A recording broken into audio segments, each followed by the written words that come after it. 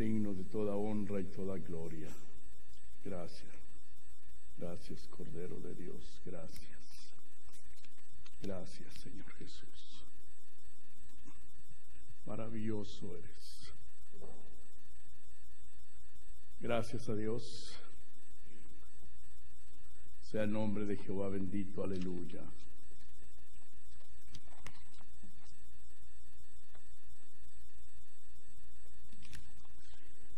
Yo quiero que abra sus Biblias en el Evangelio según de San Mateo, capítulo 24.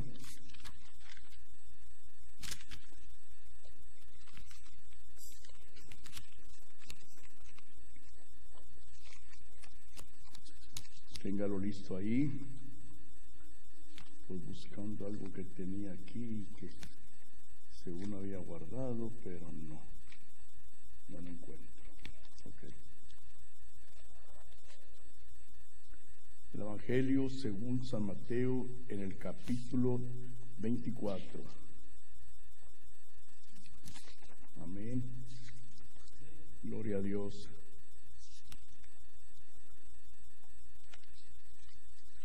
Gracias te damos, Señor.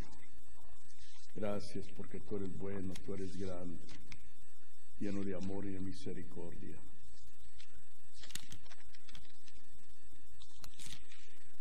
Esta tarde estoy agradecido con el Señor por las cosas que el Señor nos ha dado, por lo bueno que ha sido para cada uno de nosotros. Gracias porque el Señor nos guarda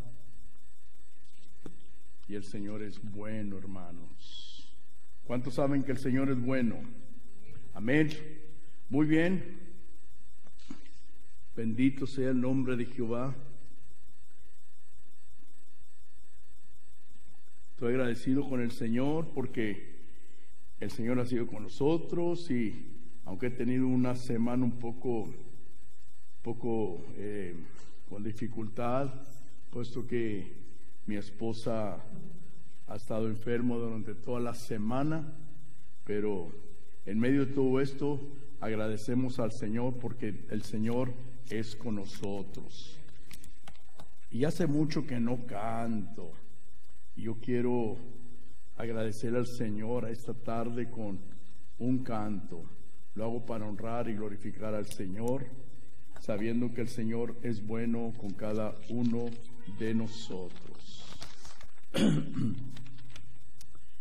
No se fije como canto, sino fíjese la letra, que qué hermoso de veras la grandeza de nuestro Dios, como el Señor es bueno para cada uno de nosotros.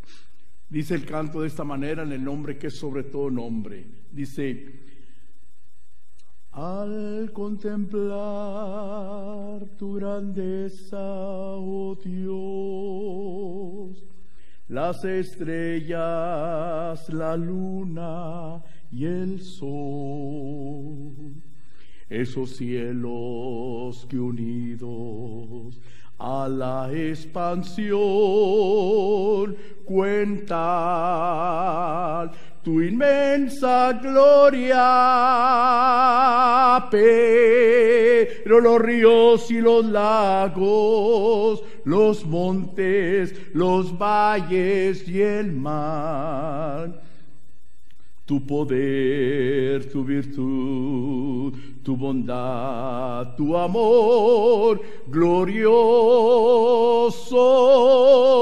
es.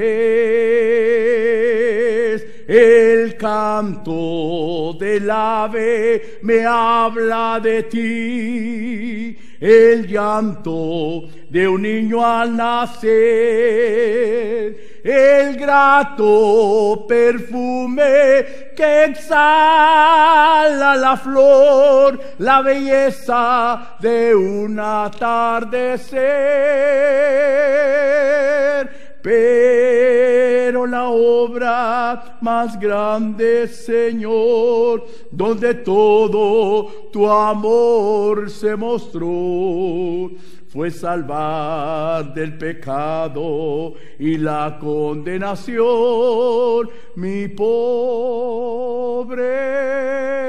ser, para la honra y la gloria de Dios, hermanos. Le damos honra y gloria al Señor porque el Señor es con nosotros, su mano no se ha separado de nosotros, el cuidado y el ángel de Él que siempre acampa alrededor nuestro. Muy bien, pónganse por favor en vuestros pies y vamos a leer en Mateo 24, ¿ok? Quiero estarles narrando esto despacio para poder ir entendiendo sobre cómo la iglesia tenemos que ser preparados para en los días postreros, en los días difíciles en los cuales estamos viviendo. Vamos a empezar en el versículo 3. Mateo 24 en el versículo 3. Y dice de la siguiente manera, y leo en el nombre del Padre, en el nombre del Hijo y en el nombre del Espíritu Santo. Gloria a Dios. Y leo. Y estando él sentado en el monte de los olivos, los discípulos se acercaron aparte. Quiere decir que estaba con una multitud y aparte, ya cuando el Señor se apartó de ahí, los discípulos ahí le preguntaban. Y le hicieron 3 preguntas, diciendo, dinos, primera pregunta, ¿cuándo serán estas cosas? Segunda pregunta, ¿y qué señal habrá de tu venida? Tercera pregunta, ¿y del fin del siglo? Respondiendo Jesús les dijo, mirad que nadie os engañe, porque vendrán muchos en mi nombre, diciendo, yo soy el Cristo, y a muchos engañarán. Oiréis de guerras y rumores de guerras, mirad que no os turbéis, porque es necesario que todo esto acontezca, pero aún no es el fin. Porque se levantará nación contra nación y reino contra reino. Habrá pestes, hambres, terremotos en diferentes lugares. Y esto será principio de dolores. Entonces os entregarán a tribulación y os matarán y seréis aborrecidos de todas las gentes por causa de mi nombre.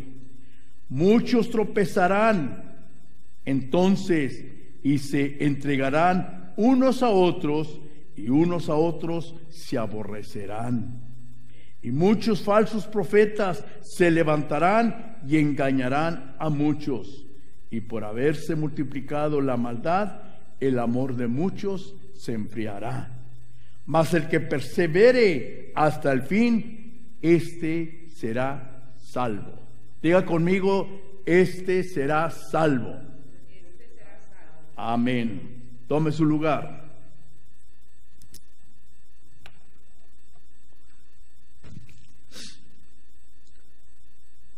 Yo creo que muchos de nosotros hemos estado leyendo lo que es Mateo en el capítulo 24 y capítulo 25.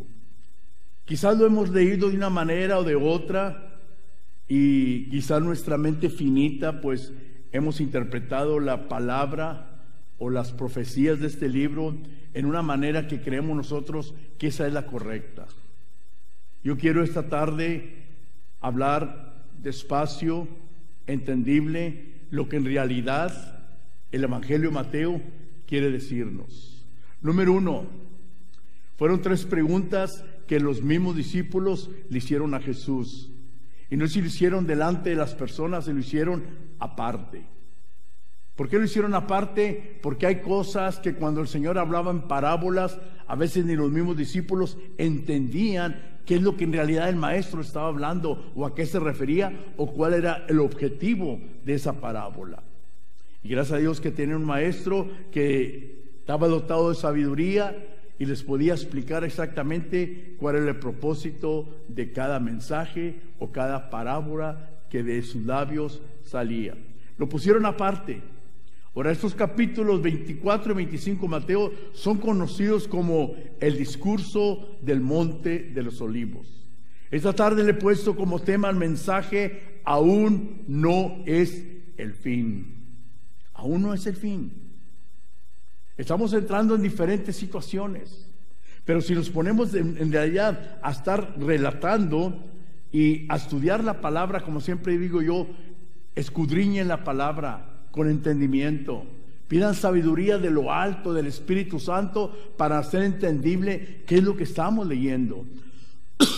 Disculpen, qué es en realidad lo que estamos leyendo, qué es lo que en realidad el Espíritu Santo quiere decirnos a nosotros, a nuestro mismo espíritu. ¿Ok? Uno de los tres discursos que el Señor hizo mención en los evangelios, uno de ellos es este, en el Monte de los Olivos, y luego el otro lo hizo en el Sermón del Monte de las Bienaventuranzas, y el más discurso fue acerca de las parábolas que él usaba para poder ser entendible con las personas a quien les predicaba. ¿Ok? Al formular los discípulos estas tres preguntas, la primera es: ¿cuándo serán estas cosas? En realidad, esa pregunta nosotros la podemos entender de diferente manera. Número uno, en primer lugar, a ver, Rubén, búscame tantita agua, porque, híjole, siento aquí algo que, disculpen. En primer lugar, tenemos que entender que esta pregunta que le hicieron los discípulos es acerca de los judíos. Se puede entender de la segunda venida de Jesucristo, de los días postreros en los cuales estamos viviendo hoy en día. Pero esta pregunta más bien fue relacionada a Jerusalén. Si nosotros ahí en el mismo capítulo 24 retrocedemos en los contextos de este libro, entonces el contexto es ahí mismo el 24, en el 1 dice: cuando Jesús salió del templo y se iba, se acercaron sus discípulos para mostrarle los edificios del templo. Respondiendo él, les dijo: ¿veis todo esto? De cierto os digo que no quedaría aquí piedra sobre piedra que no sea derribada. Entonces, la primera pregunta que hace el Señor: ¿cuándo serán estas cosas? Ellos preguntaron acerca de lo que el mismo Jesucristo les estaba respondiendo y diciendo. Lo que ustedes miran aquí, Jerusalén, con su gran fortaleza, con sus grandes edificios, tan hermosa que es. Y una cosa les digo, que aquí no quedará piedra sobre piedra. Entonces los discípulos dijeron: bueno, tú has dicho esta profecía, ahora queremos saber cuándo vendrán estas cosas, cuándo será. Y es algo muy natural sobre esto. La respuesta de esta pregunta no se encuentra en el mismo Evangelio de Mateo. Si nosotros nos vamos al libro de Lucas, busque el libro de Lucas, capítulo 21, más adelantito, Lucas 21.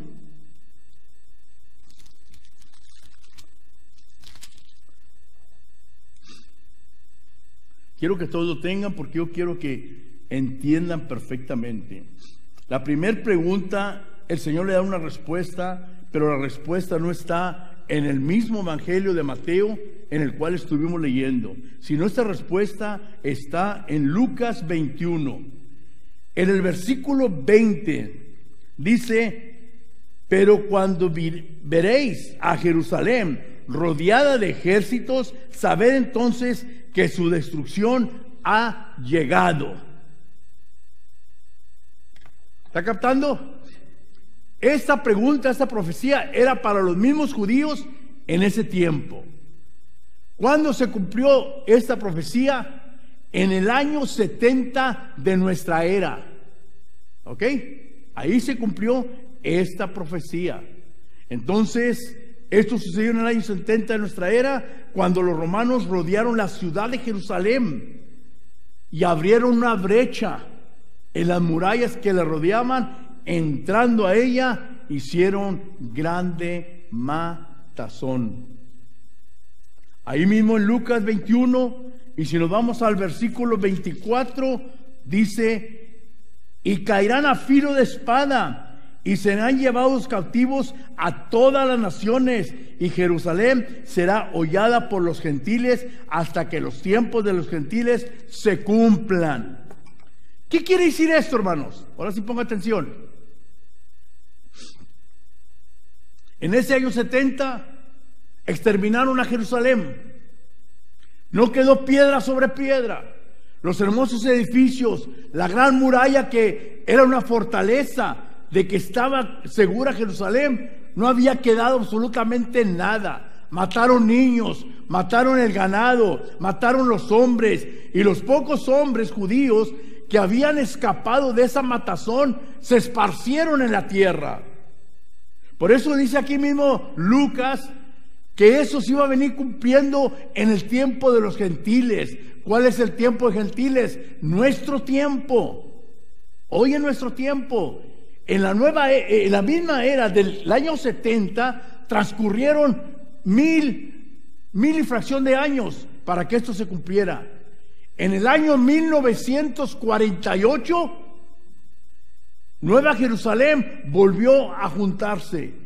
Todos los judíos estaban esparcidos en todas las naciones. Y en el 48 se volvió a formar nuevamente la ciudad de Jerusalén como una nación. ¿Ahora sí está entendiendo? Entonces, la primera pregunta se refería exactamente a lo que estaban ellos viendo. Y esa destrucción fue tan tremenda, fue la peor de la historia. Y Jesús estaba preparado para contestar las otras dos preguntas. Pero Jesús tenía que contestar esas preguntas en un orden cronológico. O sea, cada cosa a su punto. La segunda pregunta que el Señor hizo ahí en Mateo 24, ¿se fijaron cuál fue la segunda pregunta? A ver, Mateo 24, ¿cuál fue la segunda pregunta? ¿Se acuerdan o no se acuerdan? Búsquelo y dígame. Esta es la segunda pregunta, pastor. ¿Qué señal habrá en tu regreso o en tu venida? Aquí también hay dos especulaciones. Cuando habla acerca de lo primero, ¿cuándo serán estas cosas? Hablamos del templo de Jerusalén. Y eso también se aplica a nuestro tiempo. ¿Cuándo serán esas cosas? Recuerden que el pueblo judío estaba esperando un Salvador, un Mesías, pero la forma en que esperaban al Mesías, lo esperaban de alguna manera como un gran caudillo, como un gran hombre que venía a levantar un ejército para pelear en contra de los romanos, puesto que los romanos tenían esclavizados a la mayor parte de los judíos. Entonces ellos querían ser libertados de todo eso. Y cuando supieron que el Mesías ya estaba en la tierra, entonces ellos creyeron que por medio de los discípulos iban a levantar un ejército grande. Y ellos tenían esa esperanza de que como Él era el Mesías, el Hijo de Dios, que en realidad iba a tener poder para exterminar a todos los judíos. Pero las cosas no eran de la manera como ellos estaban pensando. Jesús mismo, cuando estaba presente a los sacerdotes, al gran Sanedrín, Él mismo le decía: ¿sabe qué? Yo soy un rey, pero mi reino no es de este mundo. Él venía con una finalidad, Él venía con un propósito, la primera venida que Él dio aquí. Así que ese propósito que estaba el Señor es lo que estamos viviendo nosotros hoy en día. Y como dice aquí, ¿y qué señal habrá en tu venida? Entonces Jesús le respondió esa pregunta en los versículos 4 y 5. Respondiendo Jesús les dijo: mirad que nadie os engañe, porque vendrán muchos en mi nombre diciendo: yo soy el Cristo, y a muchos engañarán. ¿Se fija? Esa es la segunda pregunta. A muchos van a engañar. En estos postreros días se han aumentado los falsos profetas que están entrando dentro de las iglesias. Hay personas que se están autonombrando como apóstoles, como profetas de Dios, y aún han dicho ellos algunas o ciertas profecías de las cuales no se han cumplido. Y aún las mismas personas se han filtrado dentro de las iglesias como hombres piadosos, como hombres de paz, como verdaderos hombres de Dios, pero su corazón y sus pensamientos van aún en contra de las cosas del Señor. Cuando ya las personas empiezan a tomarle confianza a estas personas, ellos en realidad se quitan su máscara y ya enfrente de la iglesia empiezan a filtrar muchos pensamientos que van en contra de las cosas de la palabra de Dios. Y lo estamos viviendo hoy en día. ¿Cuántas personas se han levantado? Yo soy Jesús el hombre, yo soy el Cristo. Yo he venido aquí a la tierra porque vengo a completar lo que Jesucristo dejó a medias. ¡Qué tontería! Que en realidad las personas que el misma palabra de Dios dice: y la iglesia pereció por falta de conocimiento. Que en realidad nosotros tenemos que estar empapados de las cosas de Dios para cuando eso suceda, para cuando una persona, mismo el Evangelio te dice, aún sin un ángel bajara del cielo y te predicara un Evangelio que no es que sea anatema, que no le creas, que no vayas en pos de él. Que no digan: allá está el Cristo, allá nació esto, allá están haciendo aquello, está haciendo lo otro. Que nosotros estemos parados en quien hemos creído. Y en realidad se han levantado cuántas falsedades de doctrinas.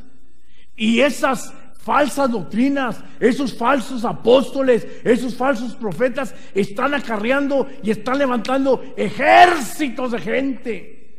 Ejércitos. Y que aún esa gente que han levantado han quitado completamente la mirada en Dios. Y al mismo hombre que está enfrente de ellos lo han idolatrado y lo han hecho un Dios.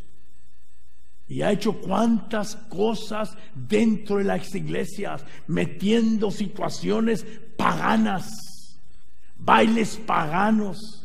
Aún esos hombres que se ha visto y que se ha oído han metido tanto el pecado que las mismas doncellas, las mismas jovencitas dentro de las iglesias, este hombre ha abusado completamente de ellas. Y nadie levanta un dedo en contra de él. Siempre le dicen: él es el ungido de Dios. Y se han levantado infinidad de cuántas cosas, cuántos malos personas que se han levantado con todo esto. En el versículo 11 dice: y muchos falsos profetas se levantarán y engañarán a muchos. ¿Ok? Vamos a ver qué dice Segunda de Corintios. Vamos a buscarlo rapidito. Segunda de Corintios, capítulo 11 y versículos 13 y 14. Porque estos son falsos apóstoles, obreros fraudulentos, que se disfrazan como apóstoles de Cristo, y no se maravillan porque el mismo Satanás se disfraza como ángel de luz. La mitología de Satanás en la gente hispana es un diablo pintado color de rojo, cuernos, una cola horrible, una pezuña, en fin, lo figuran tan horrible. Si en realidad fuera así Satanás, nadie le seguiría. Pero él se disfraza como un ángel de luz. Dios sabe perfectamente cuál es la debilidad de cada persona, cuál es el corazón de cada persona. Y de esa manera el mismo Satanás se empieza a figurar y empieza a engañar a muchas personas. Vamos a segunda de Pedro, más adelante. Vamos a ver. Segunda de Pedro, capítulo 2. Segunda de Pedro, capítulo 2, dice de la siguiente manera: pero hubo también falsos profetas entre el pueblo, como habrá entre vosotros falsos maestros, que se introducirán encubiertamente herejías destructoras, y aún negarán al Señor que los rescató, atrayendo sobre sí mismo destrucción repentina. Y muchos seguirán sus disoluciones, por causa de los cuales el camino de la verdad será blasfemado. Y por avaricia harán mercadería de vosotros con palabras fingidas. Sobre los tales ya de largo tiempo la condenación no se tarda y su perdición no se duerme. Porque si Dios no perdonó a los ángeles que pecaron, sino que arrojándolos al infierno los entregó a prisiones de oscuridad para ser reservados al juicio. A veces dice uno, bueno, ¿y por qué aquella persona que no está predicando la sana doctrina, por qué le va bien? ¿Por qué hay gente? ¿Por qué hay esto? Porque Dios le permite. Dios permite. Por eso dice el Señor que en los postreros días, si nosotros no estamos bien firmes, dice que aún los escogidos vamos a ser engañados. A veces dicen, no, a mí para que me muevan de la fe, ¿quién me va a mover? Nada. Bueno, cuando lo estamos viviendo, cuando en realidad lo vamos a enfrentar, ahí es donde en realidad vamos a saber si en realidad somos personas que estamos firmes en lo que nosotros hemos.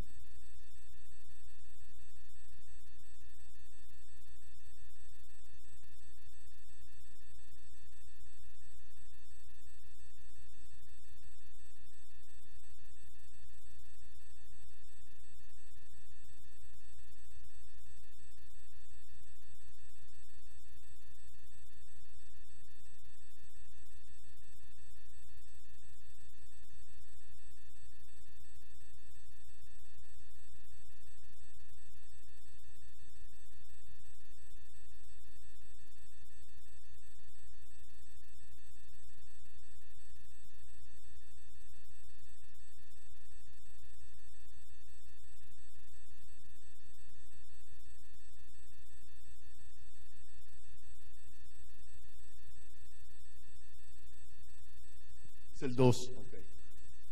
Entonces, ¿cuántas personas dice que entran a las iglesias como ovejas, pero son lobos rapaces? Me estaba contando la semana pasada, me habló un pastor y estaba muy triste, como él dice que se sintió enfermo como unos 15 días. Entonces vino un amigo de él de Guatemala, porque él es de Guatemala, y vino y le dijo, él es pastor de allá de Guatemala, y a este pastor una persona le regaló el terreno y le levantó la iglesia y se la regaló, y ellos estaban contentos. Entonces dice, fíjate, Peña, que yo me enfermé, no podía hacer absolutamente nada, y lo que hice es que cuando este pastor llegó, pues yo le di la bienvenida a mi casa, ahí lo hospedé juntamente con su esposa y sus 2 hijos, y y a mí lamentablemente me tuvieron que internar por alrededor de casi de 15 días en el hospital. Y cuando yo salí del hospital, regresé y me encontré que este hombre, yo no sé cómo le hizo, puso la iglesia que me habían dado, puso todos los papeles a su nombre, les lavó, como luego dicen, sí, les lavó el coco a toda la congregación, y él se quedó con la iglesia. Esto es cuando habla el Señor de que se van a levantar falsos profetas, no nada más para engañar en la doctrina, sino para ser engañados en cuántas cosas. En cuántas cosas. A veces la gente no piensa. ¿Cómo es posible que yo venga como predicador y te diga, el Señor me dijo que me des $1,000 porque el Señor te va a multiplicar? Yo creo que si ustedes tienen en realidad el Espíritu Santo, yo creo que no es al pastor, sino que el Espíritu Santo te tiene que hacer a ti sentir lo que tú tienes que hacer. Pero la gente es tan, no sé, que no piensa que los mismos profetas, que póngaseme los de 1,000 de este lado y póngase los de 500 de este lado. Y si vieran cómo la gente pasa. Si usted no tiene dinero, tráigame las escrituras de la casa, entregue las llaves del carro, traiga los anillos de diamantes y deposítelos aquí. Así predican, así predican. Y miren, y la gente pasando en cantidad, cayéndose, ahí viniendo, corriendo para venir a depositar, para venir a hacer. ¿Cómo son engañados en realidad? Y a veces esta gente deja esa iglesia más pobre que como estaba. Y en realidad, por eso nosotros tenemos que estar siempre bien tomados de la mano de Dios, porque en realidad no sabemos cuando de repente pueden llegar profetas que puedan hacer milagros. Dice que en los postreros días harán prodigios y milagros esos falsos profetas. Usted dice, no, a mí no me va a engañar, yo sé en quién he creído, Cristo está en mi corazón, el Espíritu Santo vive en mi vida, yo esto y esto otro. Pero le voy a decir un ejemplo, como dijo el pastor, y eso me quedó a mí bien filtrado en mi mente y en mi corazón.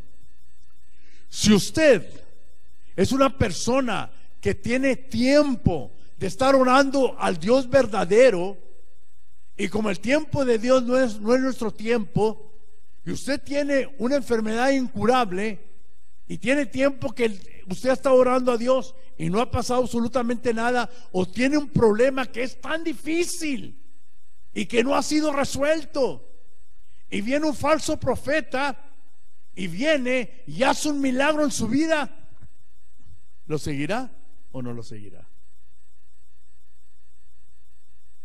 ¿La captó o no la captó?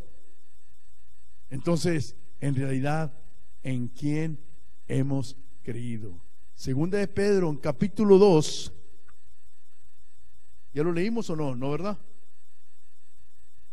Sí, ya lo leímos. Ahora en el versículo, ahí mismo en el capítulo 2, versículos 12 y 14.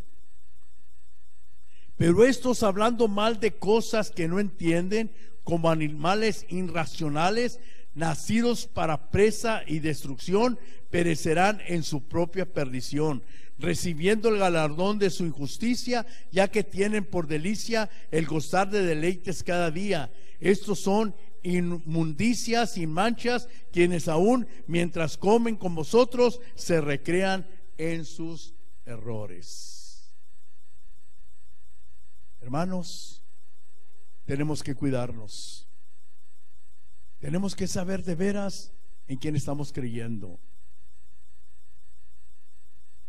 Esos falsos profetas, Minneapolis, Chicago, Nueva York, Los Ángeles, donde más abunda la gente hispana. ¿Sabían ustedes que la gente hispana es más flexible para engañar que a los mismos americanos? ¿Qué es lo que pasa cuando encontramos a veces en la noticia, donde a veces la gente dice, en aquel árbol se apareció el rostro de Cristo? Ya no diga una virgen, el rostro de Cristo. Y ahí va la gente, para ir a ver ahí el rostro de Cristo. Mucha gente está yendo, está adorando al árbol ese donde está, según la imagen de Jesucristo, que está haciendo milagros, que está haciendo esto, que está haciendo aquello. Y la gente está engañada.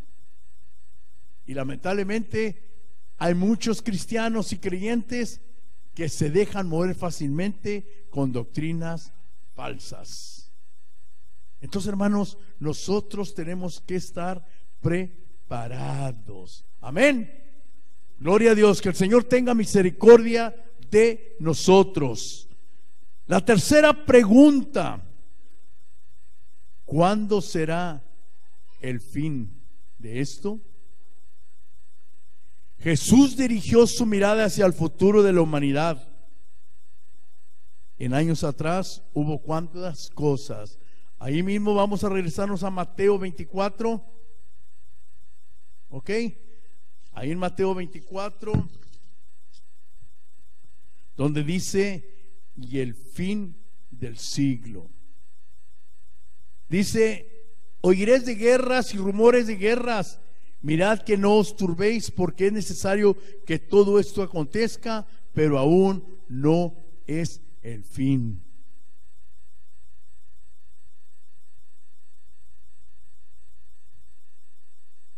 ¿Qué está pasando hoy en día? Hay gente que cree que con lo que está pasando, los terremotos, las guerras, la hambruna, los ciclones, los tornados, la gente está esperando y a veces dice: wow, fue tan tremendo lo que pasó aquí que yo pensaba que esto iba a ser el fin del mundo.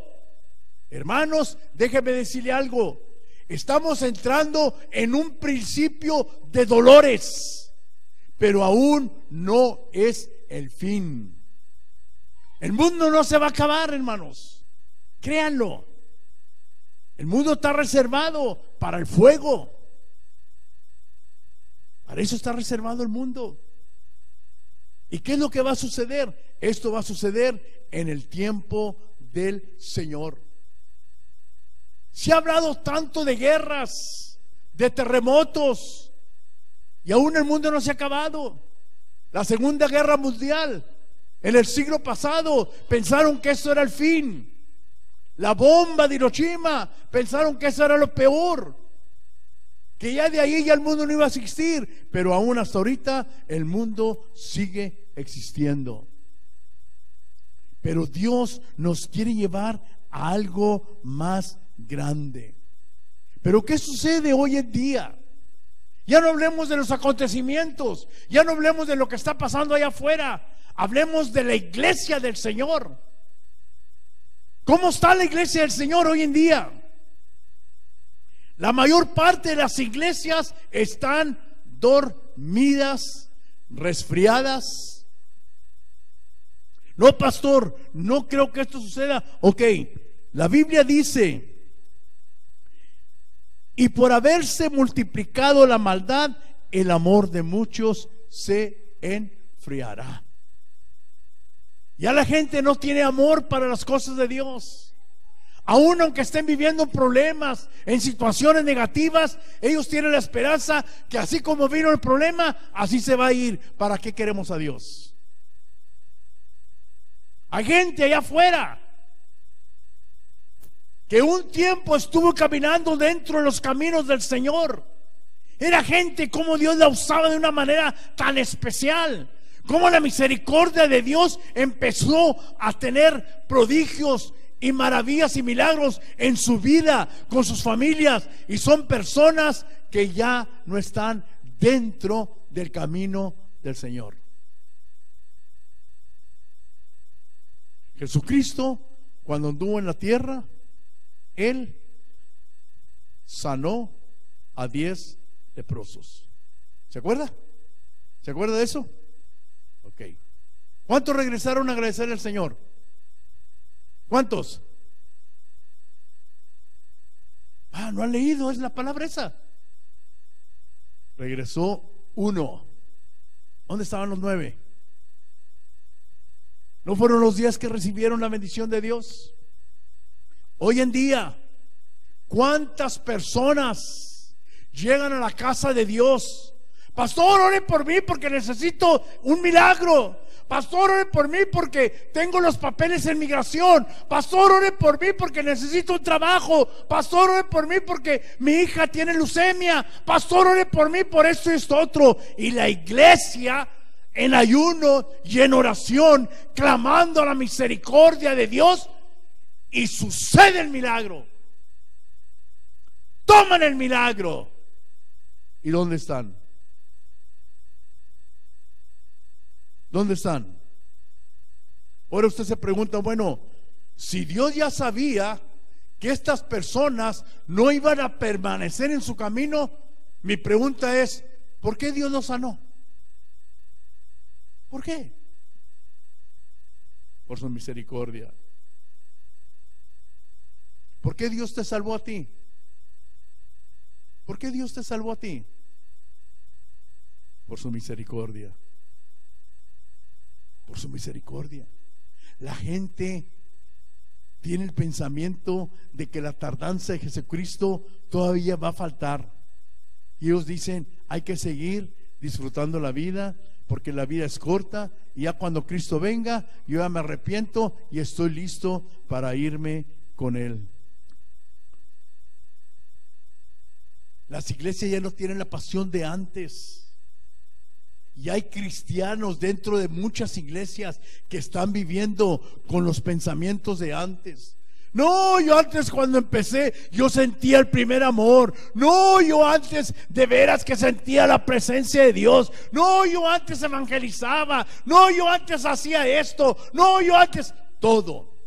Y quieren estar viviendo de las cosas pasadas. Quieren estar viviendo de cuando Dios te usaba. Mi pregunta es, ¿qué ahora, hoy en día, Dios ha cambiado? ¿Qué Dios ya no es el mismo? ¿Por qué ya no tienes ese amor ferviente? ¿Por qué ya no tienes esa pasión por las cosas del Señor? ¿Por qué ya no tienes esa comezón de escuchar palabra? ¿Por qué no tienes amor de las personas allá afuera que se están perdiendo? ¿Qué es lo que está pasando? Que el amor de muchos se está enfriando. Y lamentablemente así es lo que está sucediendo dentro de las iglesias. Se ha estado enfriando. La iglesia está viviendo un tiempo de apostasía, un tiempo, hermanos, en realidad de tibieza. Hay gente que a veces dice, bueno, yo voy a la iglesia y todo, y pues si viene el Señor, bien, y si no, pues ahí voy a seguir. Dice, y tardándose el esposo, cabecearon todas y durmieron. La iglesia de hoy, siglo XXI, ya no es la misma iglesia. El avivamiento mundial de Joel se ha estado cayendo en esta tierra, y solamente son ciertas las iglesias que están tomando este avivamiento.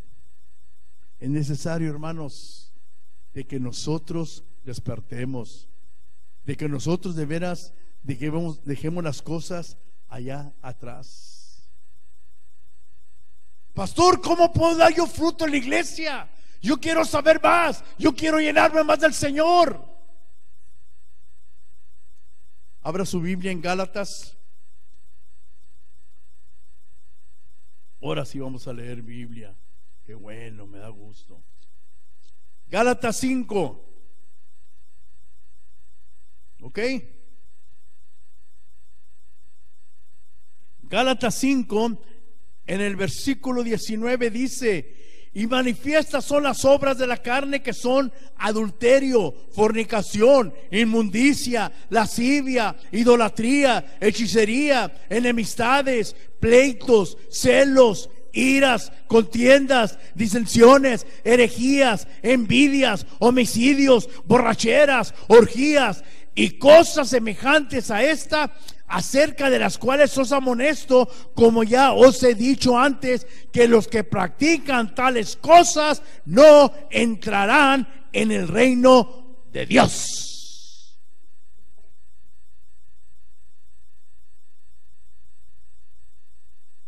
Y este mensaje que da Pablo a la iglesia de Galacia, se la da a la iglesia, no a los de afuera. Que nosotros no debemos de estar viviendo en cuestión en la carne. Nosotros en realidad tenemos que estar viviendo una vida agradable dentro de Dios. Siempre hablamos que Jesús viene pronto, que espérale, y muchos de nosotros hemos dejado de orar. Muchos ya no oramos. Muy bien. Le voy a decir cómo nosotros podemos ser victoriosos en las situaciones negativas que vienen en nuestra vida. Para ser victoriosos, ¿sabe qué? Vamos cuando menos a hacerlo de Daniel. Vamos a hacerlo de Daniel. ¿Cuántas veces oraba Daniel? ¿Cuántas veces oraba al día Daniel? 3 veces. ¿Cuántas veces oramos nosotros? Eso es lo más cortito. Nomás 3 veces. ¿Cuántas veces oramos? Usted puede decir, bueno, pastor, yo oro al levantarme, 1, yo oro al comer la comida, 2, yo oro cuando regreso del trabajo, cuando voy a cenar otra vez, 3, y cuando me acuesto son 4 oraciones. Mi pregunta es, ¿en realidad son oraciones? ¿En realidad son oraciones? No debemos dejar de orar. Mi pregunta esta tarde, ya para terminar, ¿conoces realmente quién es Cristo en tu vida? ¿Sabes quién es Cristo en tu vida? ¿Lo conoces? ¿O en realidad vienes a la iglesia, se termina todo, estás desesperado, te vas y ya? Se acabó. Cumplí, me voy. Es como ir a tu trabajo, cumples en tu trabajo, te canses o algo, pero ya cumpliste, llegas a la casa, descansas y no hubo nada. Aquí las cosas son diferentes. ¿Eres realmente una persona convertida? Esa es otra pregunta. Primero, ¿conoces realmente a Cristo? Segunda, ¿eres realmente una persona convertida al Señor?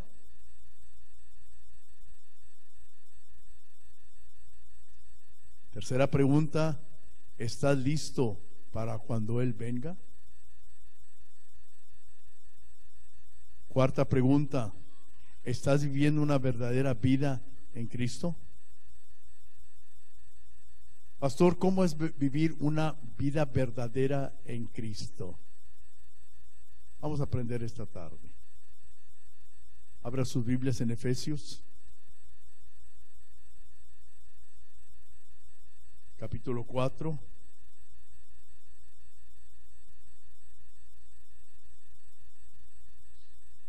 ¿Cómo vivir una verdadera vida en Cristo?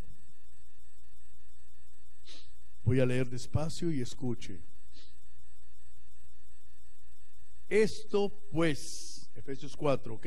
Versículo 17.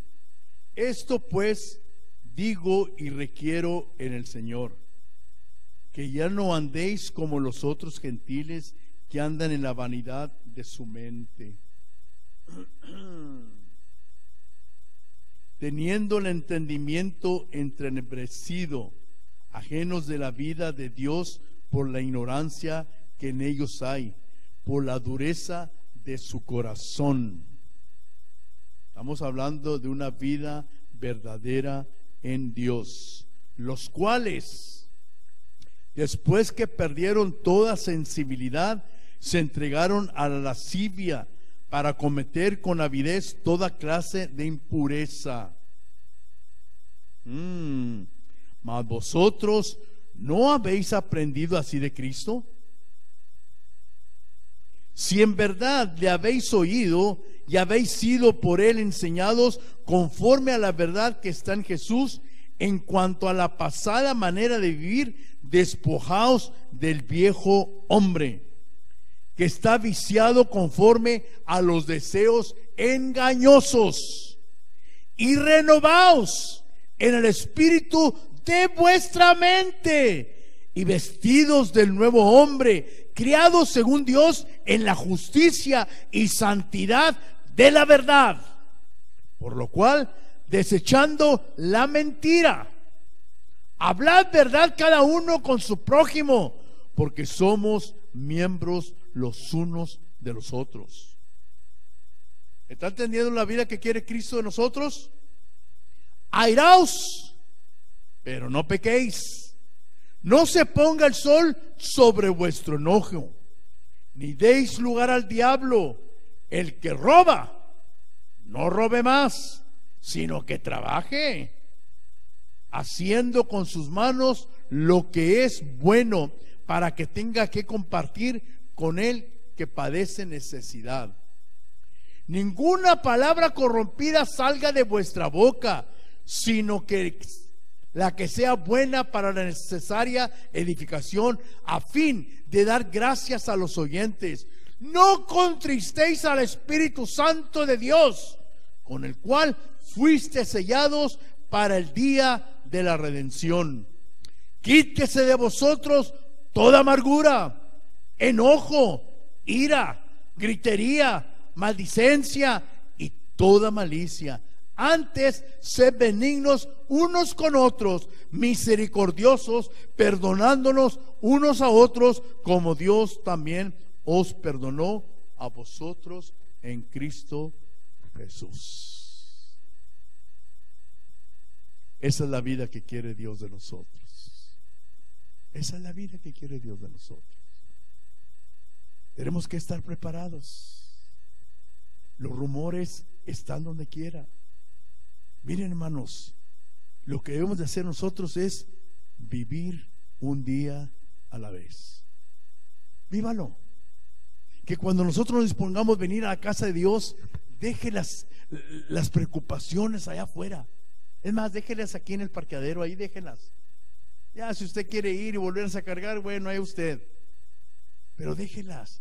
Esté aquí sentado, pero esté consagrado en lo que Dios quiere hablar a su corazón. Dios tiene planes especiales para nosotros. Dios quiere lo mejor para nosotros. Dios quiere que nadie de nosotros perezcamos. Él quiere llevarnos a su gloria.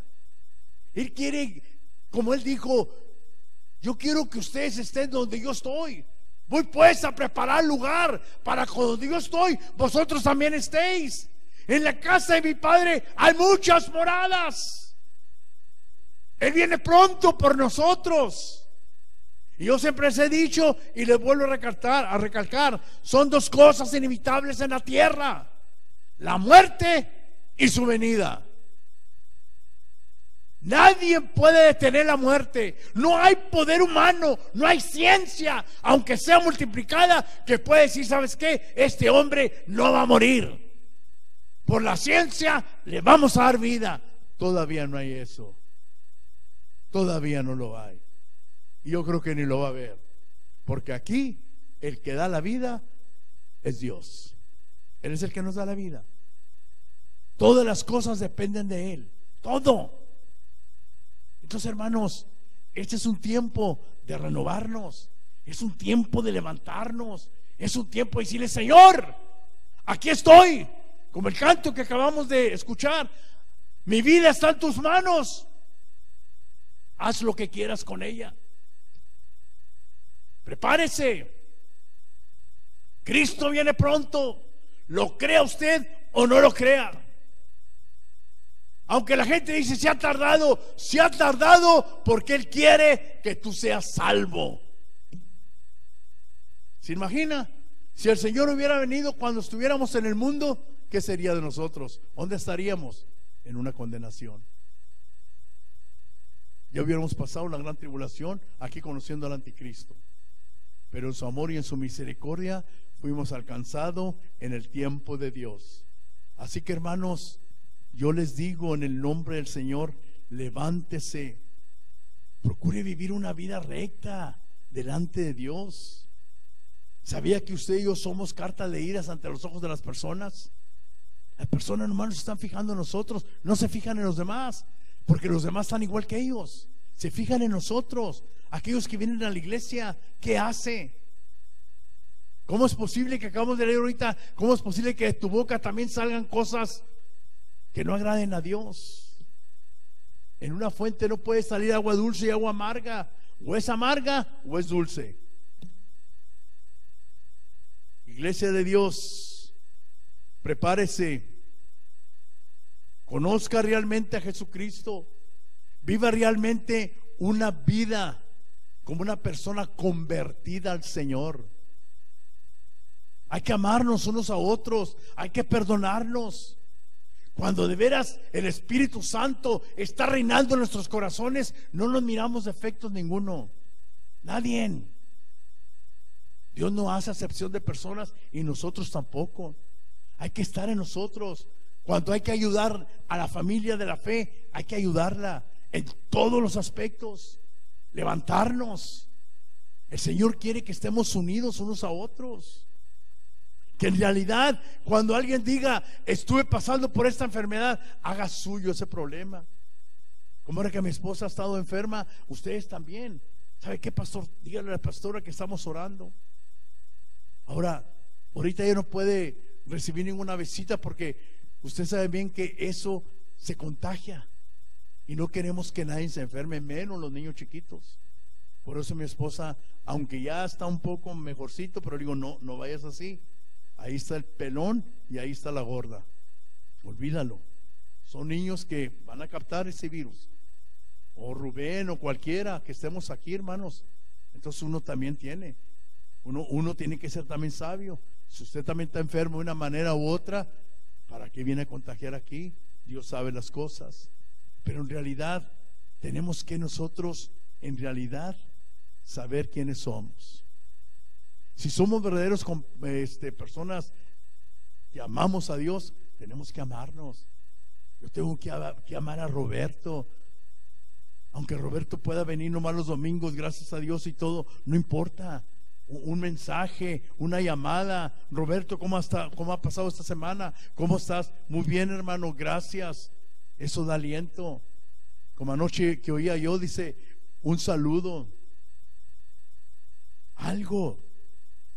Como yo les dije, no me acuerdo qué día les dije, que cuando yo fui al banco, no sé si se acuerdan, que yo fui al banco y antes de bajarme del carro, el Señor me hizo sentir. Dijo, ve y dale un abrazo a Chuck, la persona que siempre me ayuda ahí en el banco. Ve y dale un abrazo a Chuck. Dije, ¿le doy un abrazo? Sí. Y yo me levanté, bajé de mi carro, agarré mis papeles que tenía que llevar ahí, me fui derechito. Digo, Chuck, ¿cómo estás? Y él me iba a dar la mano. Le dije, no, te quiero dar un abrazo. Y él se quedó viendo. Le dije, ¿me permites? Dijo, sí, señor Peña. Y le di un abrazo y luego no me soltaba. Y me dijo, esto necesitaba yo. Necesitaba que alguien me diera un abrazo. Y a veces por prejuicios de mente, ay, no abraces a Julián. No, hermanos, somos una familia. Un abrazo, ustedes no saben lo que significa dar un abrazo de hermano, que nos amamos. Dejen los prejuicios a un lado. Un apretón de manos tiene que ser un apretón de manos. Cuando a veces nos saludamos así muy apenas, no, hermanos. Miren, le voy a hacer un ejemplo así diferente. Cuando usted saluda a una persona, pues le da un saludo y ya, no sintió nada diferente. Pero ¿qué tal si viene un hombre que levanta pesas y viene musculoso y que te agarra la mano y te la aprieta? ¿No sientes un saludo diferente? ¿Verdad que lo sientes diferente? ¡Wow! Tremendo, mira, ya me quebraba la mano. Así nosotros tenemos que dar un saludo diferente, una palmada. Dios te bendiga. Deseense en buena semana. Que tengas buena semana. Que Dios vaya contigo, hermano. Que Dios te bendiga en tu salida y en tu entrada. Hermano, si algo se te ofrece entre semana, háblanos. Si está a nosotros, que se te ponche una llanta y no haya ni quién, pues acuérdate ahí a ver de quién. Ruri sale a las 11. Ruri, ven por favor, acá estoy tirado, ayúdame. Yo sé que acabas de salir, vas a ir con la gorda ahí, tráete la gorda y vente, ayúdame. Dijo, a eso estamos, hermano. Que claro, también cuando no se puede, pues no se puede, hay que comprender las cosas. Pero eso es lo que quiere el Señor, una verdadera unidad en el cuerpo de Cristo. ¿Están entendiendo? Cristo viene por una iglesia que no tenga mancha absolutamente nada. Los acontecimientos los estamos viviendo hoy en día. Un evangelista se atrevió a decir que la iglesia va a empezar a entrar cuando el anticristo se manifieste. ¿Qué piensa usted?